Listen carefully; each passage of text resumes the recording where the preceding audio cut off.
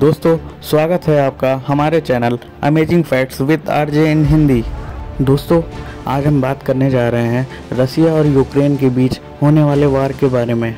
आखिर रूस ने यूक्रेन पर हमला क्यों किया और इसके पीछे पुतिन की क्या मंशा है। दोस्तों, इसके बारे में हम आज इस वीडियो में विस्तार से आपको बताएंगे। दोस्तों, रूस का यूक्रेन से एक भावनात्मक रिश्ता रहा है, बावजूद इसके कि वो एक आज़ाद राष्ट्र है। सोवियत संघ के विघटन के दौरान जो देश रूस से अलग हुए थे, उनमें से एक यूक्रेन भी था। आज दोनों के बीच युद्ध की स्थिति है।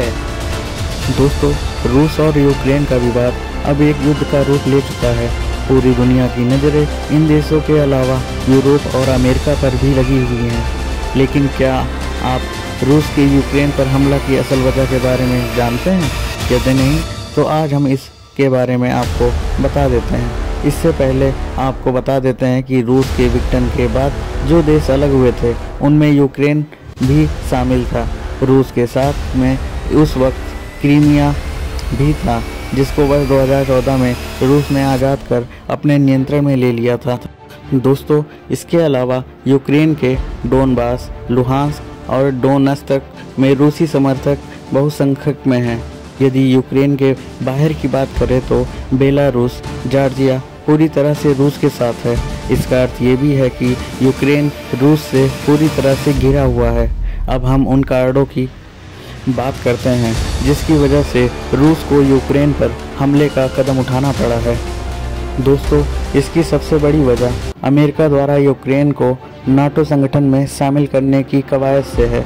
अमेरिका के वर्चस्व वाले इस संगठन में 30 देश शामिल हैं, जिसमें से अधिकतर यूरोप के ही हैं। हालांकि इसमें सबसे अधिक जवान अमेरिका के ही हैं। रूस पर दबाव बनाने और अपने पुराने विवादों के कारण अमेरिका लगातार इस तरह की कवायद करता रहा है। अमेरिका पहले ही रूस पर प्रतिबंध लगाकर उसको दबाव में लाने की कवायद कर चुका है। हालांकि उसकी ये चाल अब तक काम नहीं आई थी। अब वो यूक्रेन के सहारे इस काम को करना चाहता है। रूस की चिंता ये है कि यदि यूक्रेन नाटो के साथ चला जाता है तो उसकी सेना और उसके हथियारों के दम पर अमेरिका उसको नुकसान पहुंचाने में आंशिक रूप से सफल हो सकता है।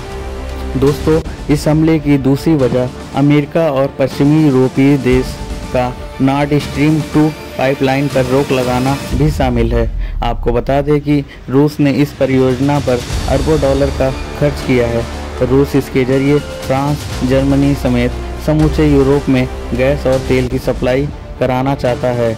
इससे पहले ये सप्लाई जिस पाइपलाइन के जरिए होती थी, वो यूक्रेन से जाती थी। इसके लिए रूस हर वर्ष लाखों डॉलर यूक्रेन को अदा करता था। नई पाइपलाइन के बन जाने से यूक्रेन की कमाई खत्म हो जाएगी। यूक्रेन के रूस से अलगाव की एक बड़ी वजह में ये भी शामिल है। दोस्तों, रूस और यूक्रेन के युद्ध की तीसरी वजह यह है कि रूस नहीं चाहता है कि यूक्रेन किसी भी तरह से अमेरिका के साथ जाए। इसकी एक बड़ी वजह यह भी है कि रूस का यूक्रेन से भावनात्मक रिश्ता है। दोस्तों, रूस की नींव यूक्रेन की धरती से ही रखी गई थी।